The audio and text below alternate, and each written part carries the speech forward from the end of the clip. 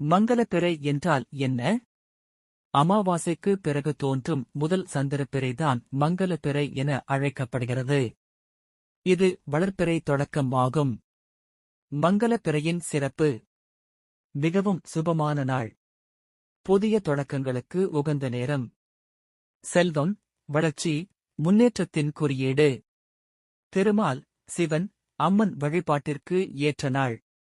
மங்கலப்பிறையில் செய்ய ஏற்றவை: புதிய வேலை தொழில் தொடக்கம், வீடு, நிலம், வாகனம் வாங்குதல், பூஜை, விரதம் தொடங்குதல், கல்வி, தேர்வு, நல்ல முடிவுகள் எடுப்பது.